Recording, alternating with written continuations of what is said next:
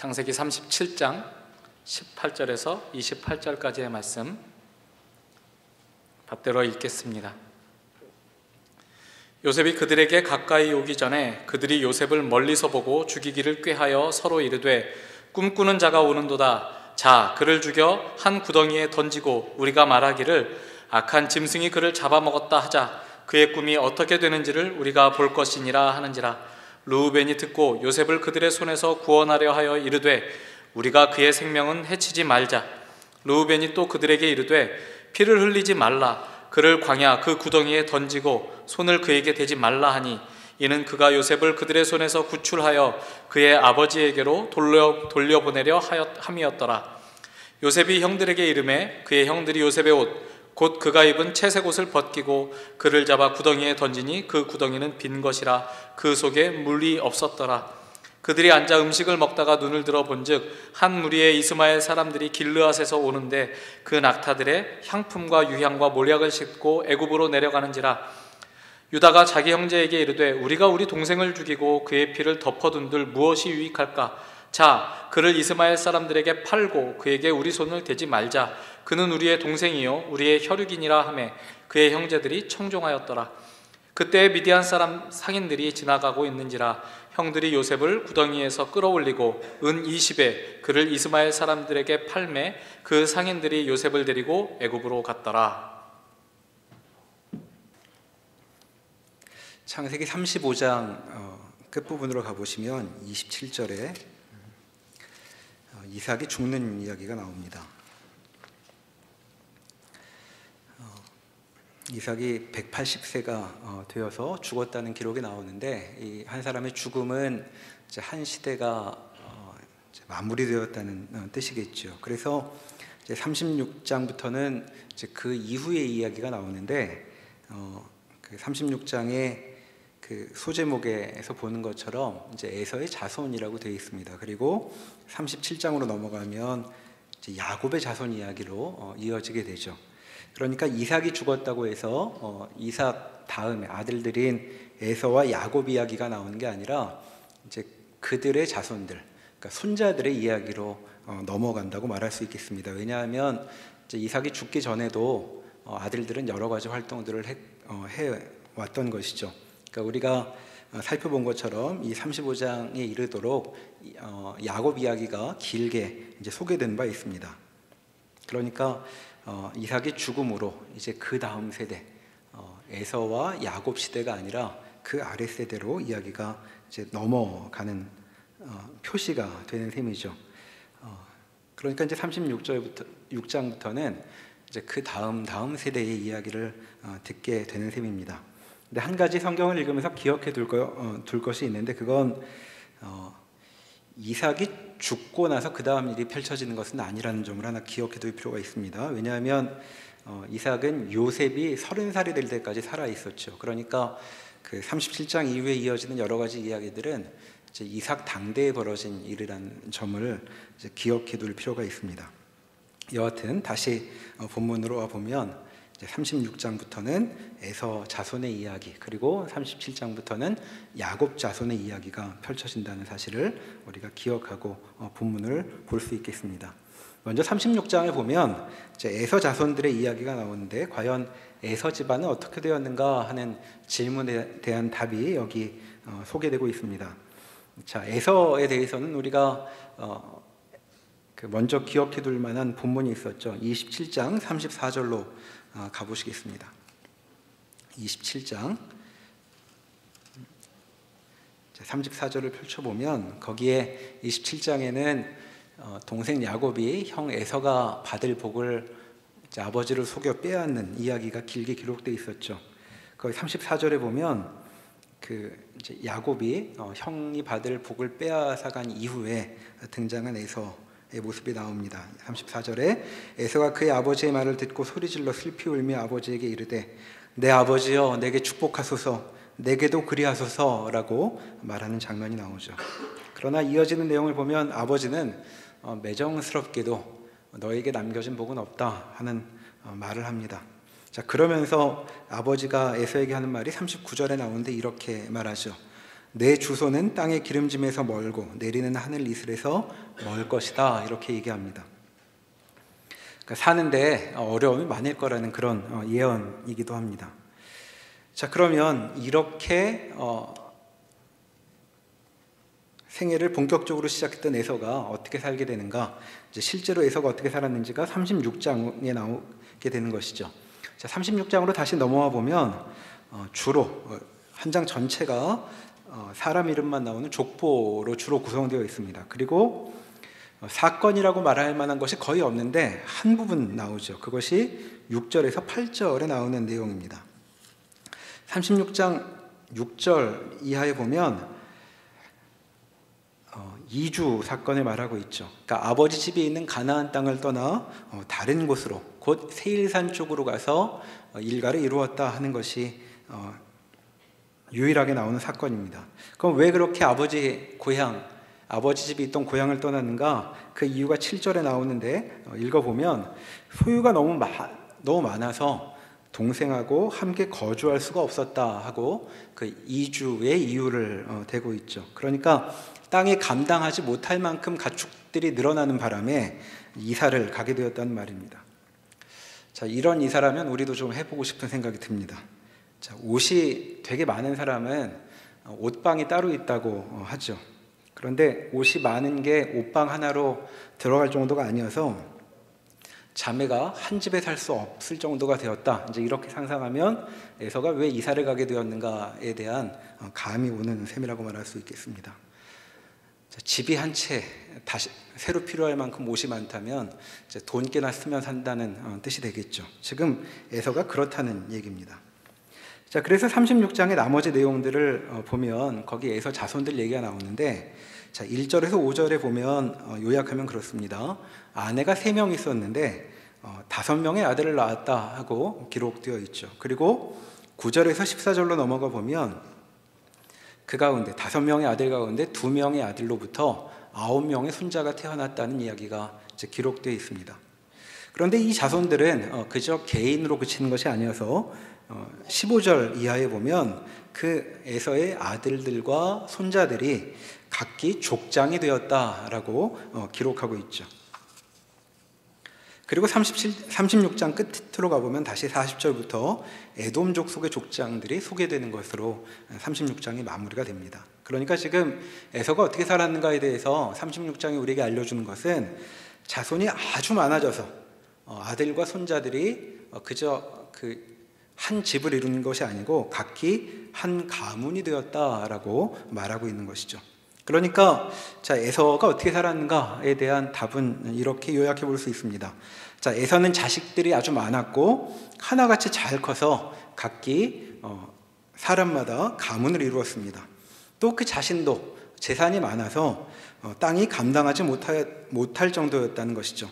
그래서 이주를 하게 되는데 이제 36장에 보면 그가 이주한 곳에는 이미 여러 다른 족속들도 살고 또 왕들도 사는 그런 땅이었다고 이제 소개합니다. 그런데 그런 곳에 가서도 각기 자손들이 그 여러 가문을 이루어 살 수 있었다는 것은 거기서도 그 한 구석에 변두리에서 간신히 거주했던 것이 아니라 제대로 활개를 펴며 그렇게 새로운 땅에서 살아갔다고 말하는 것이라고 요약할 수 있겠죠. 자, 이런 인생 우리가 뭐라고 평할 수 있을까요? 성공한 인생이라고 말할 수 있습니다. 당시 성공의 기준, 땅, 자식, 재산이라는 측면에서 볼 때 에서는 다 갖추고 있었던 것이죠. 그러니까 우리식으로 말하면 이런 겁니다. 자, 건물 몇 채에서 임대료가 매달 나오고 자식들은 결혼도 제때해서 그리고 본인도 결혼을 잘해서 자식들도 많이 낳는데 자식마다 다 능력이 있어서 제 앞가림하며 살더라, 이런 것이죠. 겨우 생계나 유지하는 그런 것이 아니었고 사는 만큼 삶을 펼쳐가며 그렇게 지내고 있다고 말하는 것입니다. 그러니까 에서는 세상이 바라는 그런 삶의 이상을 다 이룬 인생이라고 말할 수 있는 것이죠. 자, 그런데 우리가 앞에서 본 것처럼 에서는 어떻게 그 커리어를 시작을 했나요? 27장에 이렇게 말했습니다. 소리질러 슬피 울며 내 아버지여 내게 축복하소서, 내게도 그리하소서, 이렇게 이제 시작했던 사람이죠. 자, 그리고 아버지에게 들은 답은 너에게 줄 복이 남아있지 않다는 말이었습니다. 자, 그렇다면 에서가 누린 이러한 복은 대체 어떻게 이해할 수 있을 것인가 묻게 되죠. 자, 아버지가 건네줄 복이 없다고 말하니까 심기일전해서 열심히 살았던 것인가? 근데 성경은 에서의 이와 같은 삶의 풍경에 대해 그렇게 평가하는 것 같지 않습니다. 자, 36장을 보면 에서의 삶에 대해 성경은 어떤 메시지도 읽어내고 있지 않죠. 그저 상황을 건조하게 묘사하고 있을 따름입니다. 그러니까 에서가 누린 삶의 복들을 이렇게 열거하면서도 그래서 어쨌다고 이런 느낌의 묘사라고 말할 수 있겠습니다. 그러니까 성경은 지금 우리가 보기에 에서는 굉장히 성공적으로 산 것 같은데 하나님이 아브라함에게 하셨던 그 복, 약속하셨던 그 복과는 연관짓지 않는다고 말할 수 있는 것이죠. 자, 하나님은 아브라함에게 복을 말씀하셨는데 에서는 그 복을 누릴 대상이 아니었다고 앞에 본문이 이야기한 바 있습니다. 자, 그런데 성경 여기 에서뿐만 아니라 앞에 이스마엘에서도 봤지만 이스마엘이나 에서는 복을 이어받는 대상이 아닌데도 집안을 크게 일으켜서 잘 자리 잡고 사는 장면들이 나와 있죠. 자, 이런 점들을 볼 때 하나님께서 아브라함에게 말씀하셨던 복이 과연 어떤 것이었을까? 자, 이런 질문을 하게 됩니다. 그것은 그저 땅이나 자손 같은 것으로 쉽게 알아볼 수 있는 그런 복이 아니라는 것을 짐작하게 되는 것이죠. 자, 여기서 기독교에서 말하는 복이 무엇인가? 이제 다시 생각해 볼 필요가 있습니다. 자, 예수님께서 그 신약에 보면 사람들에게 이런 질문을 하신 적이 있습니다. 유명한 질문이니까 한번 찾아가 보시겠습니다. 마태복음 11장 7절 말씀입니다. 마태복음 11장 7절, 신약성경 16면 정도에 있습니다. 마태복음 11장 7절입니다. 자, 예수님께서 그 세례 요한에 대해 사람들에게 이렇게 물으시는 장면이 나옵니다. 자, 그들이 떠남에 예수께서 무리에게 요한에 대하여 말씀하시되, 여기 세례 요한을 말하는 것이죠. 너희가 무엇을 보려고 광야에 나갔더냐? 바람에 흔들리는 갈대냐? 그러면 너희가 무엇을 보려고 나갔더냐? 부드러운 옷 입은 사람이냐? 부드러운 옷을 입은 사람들은 왕궁에 있느니라. 그러면 너희가 어찌하여 나갔더냐? 선지자를 보기 위함이었더냐? 옳다. 내가 너희에게 이르노니 선지자보다 더 나은 자니라. 자, 예수님께서 물으시죠. 사람들에게. 대체 세례 요한을 찾아서 사람들이 그렇게 구름처럼 몰려들었던 일을 떠올리게 하시면서 너희는 대체 왜 세례 요한을 그렇게 쫓아다녔단 말이냐 하고 물으시는 장면입니다. 자, 마찬가지 질문이 우리에게도 여전히 주어져 있다고 말할 수 있겠습니다. 자, 우리는 무엇을 찾아 여기 나와 있는 것일까요? 자, 성공적인 삶, 그것을 찾아 여기 나와 있는 것인가? 그렇게 말할 수도 있겠습니다. 왜냐하면 기독교는 우리 삶에 대해 아주 깊은 관심을 갖고 있고 또 우리 인생이 뜻깊은 것이 될 것이라고 길을 열고 있기 때문이죠. 하지만 우리는 오해하지 말아야 할 것입니다. 성경이 말하는 그 뜻 있는 삶이란 우리가 생각하는 성공, 그 정도로는 다 담길 수 없는 어떤 것을 말하고 있기 때문이죠. 자, 다시 본문으로 돌아오면 과연 에서가 살면서 삶에 무슨 부족함이 있었을까 싶습니다. 자, 우리도 그만큼, 에서만큼 정도로 살면 좋겠다는 생각이 들죠. 그러나 성경은 그의 성공적인 삶의 성취에 아무런 감흥을 보이지 않습니다. 아니, 그런 삶을 지지하기는커녕 아무 관심조차 기울이지 않는다고 말할 수 있겠습니다. 마치 중요한 대목은 다른 데 있는 것처럼 흘낏 지나가고 마는 것이죠. 그러니까 우리가 성경의 가르침을 중요하게 생각하는 사람들이라면 이와 같은 성경의 관심사를 잊지 말아야 할 것입니다. 만약 올 한 해를 돌아볼 때 내가 올해는 정말 에서만큼 성공적이었다라고 회고할 수 있다면 그런 사실만으로 2019년이 내 인생 최고의 해가 되는 것은 아니라고 오늘 본문을 통해 다시 한번 기억해야 하는 것이겠죠. 자, 다시 그 창세기 본문으로 돌아가 보면 36장을 넘어 37장으로 넘어가 보겠습니다. 자, 아무 부족함이 없어 보이는 에서 일가의 일을 간단히 언급한 이후에 이제 본격적인 이야기가 야곱 후손들에게서 펼쳐지는 것이죠. 자, 야곱의 후손들이야말로 약속의 자손들이니까 성경이 관심을 깊이 기울이는 그런 주제라고 말할 수 있겠습니다. 그래서 이제 아주 길게 야곱 후손의 이야기가 이어지고 있는데 이제 37장부터 시작이 되죠. 간단히 보면 37장은 요셉 이야기가 담겨 있고 이제 38장은 유다 이야기가 우리에게 소개되고 있습니다. 그렇게 해서 그 집안 이야기가 뒤로 이어지고 있는데 우선 무슨 이야기가 처음에 시작되고 있는지 오늘 따라가 보도록 하겠습니다. 37장 1절에 보면 야곱은 아버지 집이 있는 가나안 땅으로 돌아온 후에 그곳에서 계속 살아가게 되죠. 자, 과연 드디어 고향 땅으로 돌아오게 됐는데 어떻게 살았을까? 2절에 보면 야곱의 족보는 이러하니라 라고 해서 이제 그 이야기를 우리에게 들려주기 시작합니다. 자, 어떻게 사는지를 보여주려고 먼저 주목하고 있는 인물이 요셉이죠. 자, 요셉은 누구입니까? 자, 야곱이 애지중지하던 아내 라헬이 낳은 첫 아들입니다. 자, 그런데 요셉의 어머니 라헬은 35장에서 보았던 것처럼 둘째 아들인 베냐민을 낳다가 산고로 세상을 떠나죠. 그러니까 요셉은 그냥 다른 설명이 없어도 불쌍한 아이다 하는 것으로 이야기가 시작되는 셈입니다. 자, 요셉이라는 아이를 처음에 꺼내는 것으로 이 집안 분위기를 짐작할 수 있는 것이죠. 아버지 야곱은 아내가 4명이라고 하는데 진짜로 사랑했던 한 명의 아내는 잃어버리고 말았습니다. 자, 벌써 17살이 되었는데 이 아이는 어머니를 잃은 채 남겨져 있었던 것이죠. 자, 이어지는 내용을 보면 요셉은 집안 내력을 따라 형들과 함께 목축을 합니다. 비라와 실바의 아들들과 함께 그 일을 했다고 2절이 말하고 있죠. 자, 비라는 어머니 라헬의 시종이었고 실바는 레아의 여종이었습니다.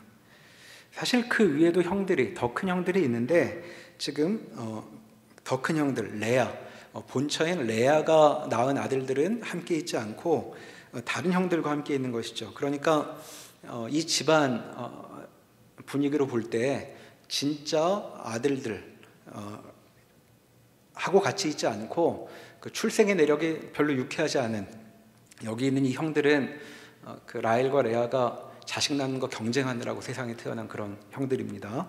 자, 그런 형들 속에 겨우 자리 하나 차지하며 살아가고 있었다 이렇게 말하고 있는 것이죠. 그러니까 집안의 유력 세력과 지금 함께하고 있는 것 같지 않습니다. 자, 그런데 불쌍한 요셉이긴 한데 형들 입장에서 보기에 그렇게 함께 있고 싶은 그런 동생도 아니었다고 본문은 우리에게 알려주고 있죠. 자, 그가 형들과 함께 있을 때 뭘 했는가? 본문이 우리에게 유일하게 알려주는 사실은 2절 끝부분에 이렇게 나와 있습니다. 그가 그들의 잘못을 아버지에게 말하더라. 자, 이런 동생을 굳이 데리고 다니고 싶은가 하는 생각이 형들에게 들었겠죠. 자, 형제라면 좀 잘못해도 감춰주기도 하고 그래야 되는데 요셉은 그런 종류의 동생이 아니었습니다. 말하자면 아버지가 심은 밀정에 가까운 이제 그런 동생이었던 것이죠. 자, 그런데 이런 요셉의 행동뿐만 아니라 아버지 때문에 형들은 요셉에 대한 마음이 복잡합니다. 요셉은 다른 아들들보다 훨씬 더 어렸다고 말하죠. 아버지가 늙은 나이에 낳은 아들이어서 그렇다고 여기 얘기하고 있습니다. 그래서인지 아버지 야곱은 요셉을 대놓고 편애했던 것 같죠. 자, 보통 부모라면 어느 자식이든 그 손가락 깨물어 안 아픈 손가락 없다고 다 귀하다고 말하는 게 이제 부모들 마음입니다. 그런데 야곱은 그런 아버지가 아니었죠. 마음이 일방적으로 요셉에게 기웁니다. 아마도 아내 생각 때문에라도 더 그러했을 것 같습니다. 자, 이런 부모 밑에서 큰다면 우리가 잘 자랄 수 있겠습니까? 자, 요셉과 그 형제들이 지금 그런 형편이라고 말할 수 있습니다. 자, 형들에게 입히지 않는 좋은 옷을 그에게만 지어 입히며 자기 마음이 어떤지를 아주 대놓고 드러내고 있는 아버지가 여기 있습니다. 자, 그러니 형들이 요셉에게 말할 때 말이 한 번도 곱게 나가지 못했다고 본문이 말하고 있는 것이죠. 자, 굳이 이런 얘기를 왜 우리에게 시시콜콜 들려주고 있는가? 그것은 야곱 집안 분위기를 아주 간단히 전해줄 수 있기 때문이라고 말할 수 있겠습니다. 자, 에서 집안하고 비교해 볼 때 이 야곱 집안 분위기 어때 보이십니까? 자, 하나님이 사랑하셔서 특별히 약속까지 준 그런 집안인데 이들은 어떻게 살까? 자, 그 질문의 답이 지금 이렇게 나오고 있는 것이죠. 자, 이제부터 이야기의 주역이라고 할 요셉이라는 이 아들은 아버지의 편애 속에 참 속도 없이 그렇게 살고 있습니다. 아니, 이건 좋게 말한 정도고 실은 형들에게 있어서 요셉은 바늘 끝과도 같은 그런 존재라고 말할 수 있겠습니다. 같이 있으면 언제나 찔려서 아픈 그런 사람인 것이죠. 자, 집안 어른인 아버지는 그런 아들만 싸고 도니 자, 형들은 괴롭습니다. 자, 이 아들 요셉이 있는 곳에서 형제들은 늘 바늘에 찔리는 것 같고, 그래서 요셉은 형들의 말에 늘 찔리며 그렇게 살고 있습니다. 자, 앞서 창세기가 우리에게 알려준 그 어머니 시대의 이야기와 비슷해 보이죠. 자, 레아는 남편의 사랑을 독차지한 라헬 때문에 늘 피눈물을 흘렸습니다. 자, 라헬은 자식을 독점하고 있는 레아를 보며 피눈물을 흘렸죠. 그런데 세대가 지금 넘어갔는데 이 집안은 여전히 같은 모습입니다. 형제들은 요셉 때문에 아버지에게 따돌려지고 있고, 요셉은 자기들을 끼워주지 않는 형들에게서 따돌려지고 있는 이런 집안인 것이죠. 자, 그런데 일이 여기서 끝나지 않습니다. 더 악화되고 있는데 요셉은 눈치가 없는 것인지 아니면 형들에게 한번 제대로 복수를 하려고 그러는 것인지 일을 더 일으키죠. 5절 이하에 보면 요셉이 꿈꾼 이야기가 나옵니다. 자, 7절에 그 꿈의 내용이 나오는데 꿈에 식구들이 모여 곡식단을 묶고 있었습니다. 그런데 갑자기 요셉이 묶었던 단이 우뚝 일어나더니 나머지 가족들이 묶은 단이 둘러서서 절을 하더라. 자, 그런 내용이죠. 결국 가족 중에 자기가 최고라는 그런 뜻일 텐데 이런 얘기를 굳이 형제들에게 들어보라고 청하기까지 했다고 6절이 말하고 있습니다. 자, 형들이 어디까지 참을 수 있는지를 시험하는 것도 아닐 텐데 왜 요셉은 이런 얘기를 굳이 하고 있는 걸까 싶습니다. 아마도 요셉은 정말 상대방 마음을 헤아릴 그런 수준이 아니었던 것 같죠. 자, 17살이나 되었는데 역지사지를 못하는 존재라니 버거운 그런 사람이라고 말할 수 있겠습니다. 당연히 형들은 요셉을 더 미워하겠죠. 자, 그런데 요셉이 또 꿈을 꿉니다. 자, 이번에는 해와 달과 11별들이 자기에게 절을 하더라는 것이죠. 자, 별이 11하라면 형제들 숫자겠죠. 그러니까 결국 이번에도 아버지, 어머니, 형제들이 다 자기한테 절을 한다는 건데 이번에도 굳이 형들에게 이 이야기를 다 해줍니다. 자, 같은 일을 반복하니까 이번엔 아버지가 나서죠. 10절에 보면 내가 꾼 꿈이 무엇이냐? 나와 내 어머니와 내 형들이 참으로 가서 땅에 엎드려 너에게 절하겠느냐? 자, 형들이 부글부글합니다. 자, 11번째인 요셉, 저 밑에 있는 동생인데 지금 제일 높아진다고 말을 하고 있으니 당연히 속이 그렇겠죠. 자, 그러니까 지금 이 집안 분위기 우리가 읽어가면서 알게 되지만 이렇다 할 개선의 여지가 없이 오히려 긴장과 압력이 고조되고 있다, 이렇게 말하고 있는 것입니다. 자, 이런 분위기 속에 일이 제대로 터지죠. 그것이 12절부터의 이야기가 됩니다. 자, 12절 이하에 보면 야곱의 아들들이 세겜에 가서 양떼를 치고 있습니다. 자, 집은 헤브론에 있는데 대략 80km 정도 떨어진 거리죠. 서울에서 천안 정도 떠올리면 됩니다. 자, 그런데 집에 있던 야곱이 요셉을 그들에게 보내죠. 자, 세겜은 우리가 앞에서 보았던 것처럼 야곱의 아들들이 사람들에게 큰 살육을 저질렀던 그런 곳이었습니다. 그러니까 그 근처에 있으니 야곱으로서는 양떼도 그렇고 자식들도 걱정되었겠죠. 그러니까 어떻게 하고 있는지 보고 오라고 요셉을 보내는 것입니다. 그런데 요셉이 세겜에 도착했는데 형들을 찾지 못합니다. 한참을 헤매고 있던 모양인데 15절에 보면 어떤 사람이 요셉을 보죠. 너는 무엇을 찾느냐? 자, 요셉이 자초지종을 이야기하니까 마침 그 사람이 요셉의 형들을 보았던 모양입니다. 친절히 그에게 가르쳐주죠. 내가 들으니 도단으로 가자 그러더라. 자, 세겜은 야곱에게 걱정스러운 그런 위험한 곳이었는데 요셉은 여기서 호의를 얻어 형들을 찾아가게 되죠. 자, 그 말을 의지해서 다시 형들을 찾아 도단으로 갑니다. 자, 도단은 세겜에서 북서쪽으로 한 20km 정도 떨어져 있는 곳이라고 되어 있습니다. 자, 형을 찾아 100km나 넘는 여행을 하고 있는 것이죠. 정말 열심히 찾아가고 있는 중입니다. 자, 그를 기다리고 있는 것이 무엇이었을까? 자, 양을 치러 온 형들은 양 생각만 하고 있었던 것이 아닌 것 같습니다. 자, 18절에 보면 형들은 요셉을 멀리서부터 알아보고 있죠. 아마도 이 요셉 얘기를 하고 있었는지도 모르겠습니다. 자, 멀리서부터 알아보고 관심을 표하죠. 어떻게 표하냐면 죽여버리자, 이렇게 말합니다. 자, 죽여버리고 싶을 만큼 오래오래 생각했던 그런 동생의 모양입니다. 자, 그래서 형들이 이렇게 말하죠. 자, 꿈꾸는 자가 오고 있다, 이렇게 말합니다. 자, 그를 죽여 한 구덩이에 던지고 우리가 말하기를 악한 짐승이 그를 잡아먹었다 하자. 그의 꿈이 어떻게 되는지 우리가 볼 것이니라, 이렇게 말합니다. 그래, 늘 꿈 이야기 하는데 어디 그 꿈이 이루어지나 한번 보자 하고 말하는 것이죠. 자, 형들이 얼마나 이 요셉에 대해 적개심을 품고 있었는지 아버지도 요셉도 몰랐던 것 같습니다. 자, 요셉은 형들의 잘못을 하나하나 고해 바쳤으면서도, 그리고 온 가족이 못 견딜 그런 꿈 이야기를 계속 해대면서도 아무런 걱정도 하지 않고 100km나 쫓아 홀로 형들에게로 가고 있었죠. 그리고 아버지는 형들의 적개심을 아는지 모르는지 애지중지한 아들을 형들 속으로 보내고 있습니다. 만약 그가 눈치가 좀 있었다면 아들을 이렇게 혼자 보내진 않았겠죠.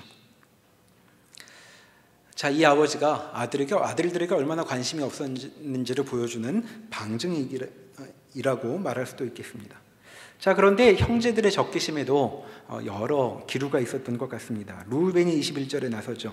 자, 르우벤은 첫 번째 아들입니다. 자, 바로 손을 대서 죽이지는 말자고 말하죠. 일단 그를 구덩이에 던지고 생각해 보자고, 그리고 직접 손을 대서 죽이지는 말자고 그렇게 제안을 합니다. 자, 그는 요셉에게 어떤 애정이 있었던 것일까? 이렇게 생각해 볼 수도 있는데, 성경에는 그에 대해 특별히 언급한 바가 있었습니다. 35장 22절에 가보면 지나가듯 르우벤에 대해 언급한 적이 있었죠. 자, 35장 16절 이하에 라헬의 죽음에 대한 일화가 소개되고 있는데, 그 말미에 르우벤이 요셉의 첩인 비라와 동침했다고 말하고 있습니다. 자, 비라는 라헬의 여종이었죠. 그러니까 여주인이 죽었는데 혼자 남겨진 여종을 지금 르우벤이 건드렸던 것입니다. 자, 당시 문화로 봐도 그렇고 모세율법, 나중에 나오는 모세율법을 봐도 그렇고 이런 식의 근친상간을 금하고 있죠. 왜냐하면 이것은 아버지의 명예를 더럽히는 일이기 때문이다, 이렇게 이야기를 합니다. 나중에 이스라엘 역사에도 보면 그 다윗의 아들 압살롬이 반역을 저지른 다음에 아버지의 지도력을 손상시키기 위해서 아버지의 후궁 10명과 대낮에 관계를 맺는 일이 기록되어 있기도 하죠. 그러니까 르우벤의 행동은 가장인 아버지의 지도력에 정면으로 도전하는 그런 행동이었던 것입니다. 자, 이렇게 르우벤은 야곱의 장자로서 아버지의 심기를 아주 거스른 적이 있었던 사람이죠. 자, 아버지는 그 일에 대해 아무 반응을 보이지 않고 알고만 있었다, 이렇게 언급하고 넘어가고 있습니다. 자, 아마도 장자인 르우벤은 이런 불편한 처지에 자기 상황을 어떻게든 좀 바꾸어 보려고 했던 것 같습니다. 다시 37장으로 넘어가 보면 22절에 자, 형제들이 모르는 사이에 이 요셉을 아버지에게로 돌려보내야 되겠다, 이런 생각을 품고 있었다고 말하죠. 그리고 30절에 가보면 나중에 그 요셉이 팔려간 이후에 이렇게 말합니다. 자, 요셉이 없으니까 옷을 찢고 아우들에게 되돌아와서 이렇게 말하죠. 아이가 없도다. 나는 어디로 갈까? 자, 나는 어디로 갈까? 동생이 사라졌는데 내가 어떻게 하지? 이렇게 말하고 있는 걸로 봐서 그저 동생 말고 자기 유익과 관련해서 어떤 생각을 했던 것을 우리가 생각해 볼 수 있는 것이죠. 자, 그러나 이 장자는 자신의 뜻을 이루지 못합니다. 왜냐하면 동생들이 이 큰형의 권위를 인정하지 않고 자신들 뜻대로 이 일을 처리해 버렸기 때문이죠. 근데 여하튼 당장은 르우벤의 뜻대로 일이 이루어집니다. 자, 형들에게 당도한 요셉은 영문도 모르는 채 아버지가 지어준 멋진 옷을 빼앗기고 구덩이에 던져지죠. 자, 요셉은 아주 무서운 상황에 놓였습니다. 왜냐하면 요셉은 형들이 이렇게 행동할 때 아마 사정을 하고 애걸을 했겠죠. 형들 장난하지 마세요, 이렇게 얘기했겠지만 형들 입장에서는 이게 장난이 아니었겠죠. 그러니까 요셉이 무슨 말을 해도 형들은 멈춰서지 않는 것입니다.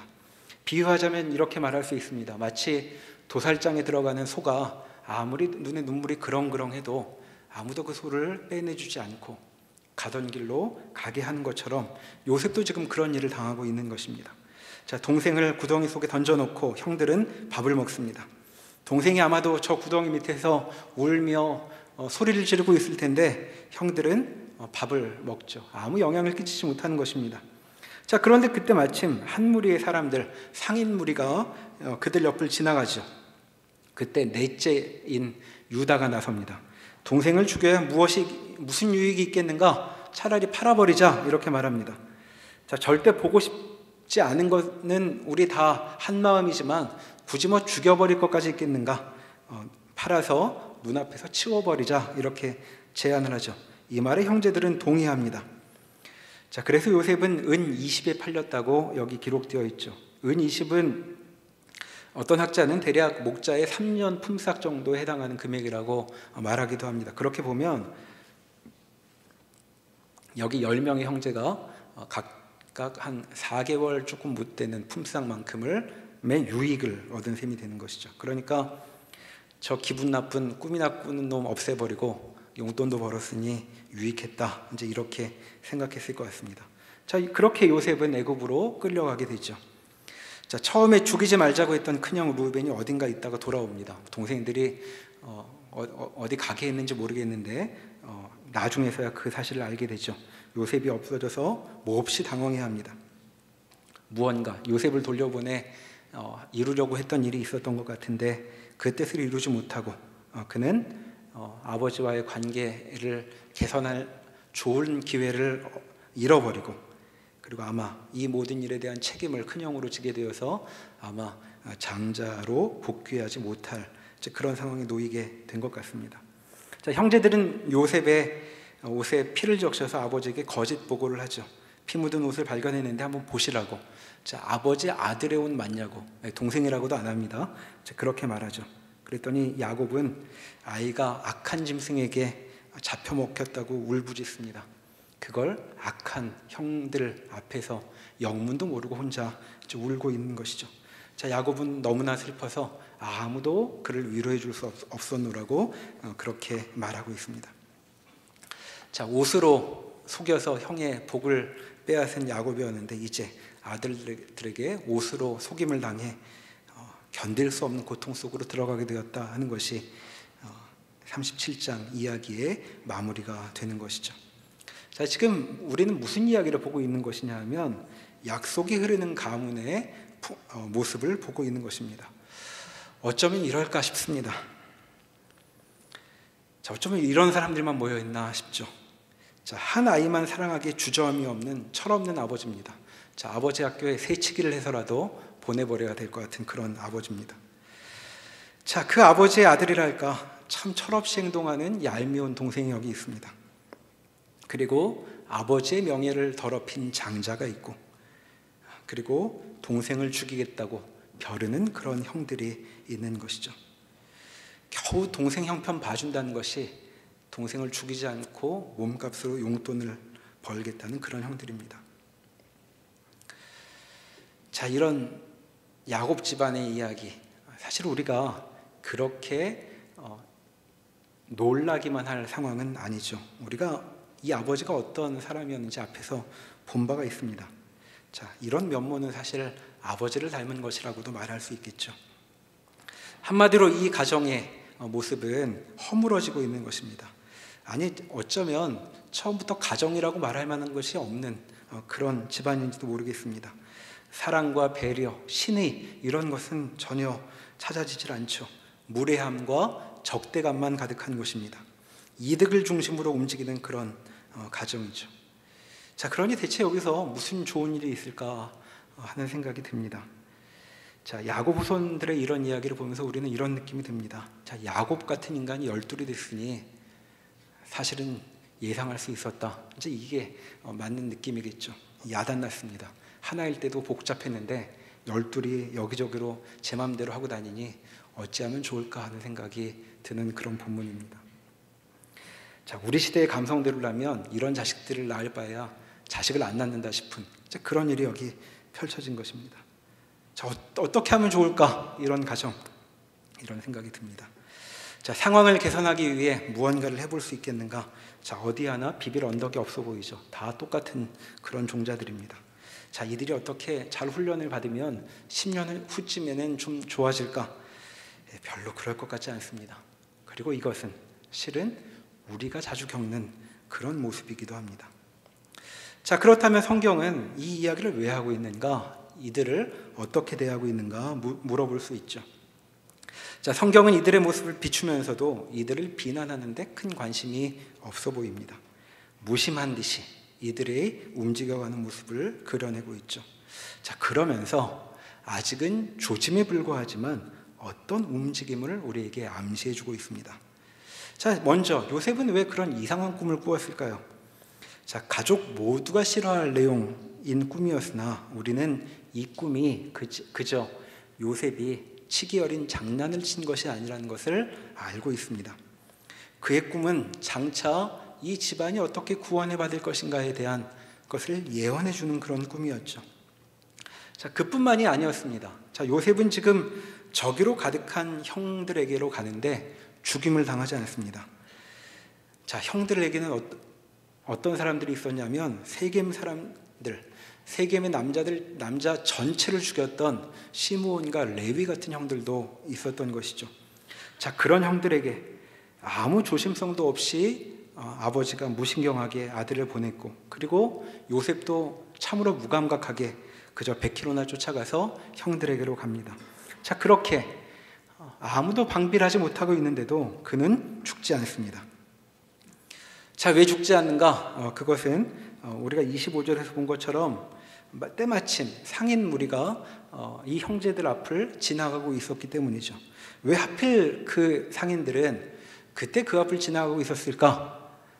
그것은 15절에 그 실마리가 나옵니다. 자, 요셉은 세겜에 갔는데 형들을 찾지 못해 한참을 헤맸다고 말하고 있죠. 그런데 어떤 사람이 나타나서 형들이 어디로 갔는지를 때마침 알려줍니다. 그래서 겨우 도단으로가 형들을 만났던 것이죠. 그러니까 세겜에서 갈 길을 잃었던 요셉과 느닷없는 친절함이 구덩이에 던져진 요셉 옆에 상인 무리가 지나가는 그런 우연을 만들어낸 셈이라고 성경은 우리에게 알려주고 있는 것입니다. 아직 일의 전모는 모르겠으나 무슨 일이 벌어지고 있다고 본문은 우리에게 말하고 있는 것이죠.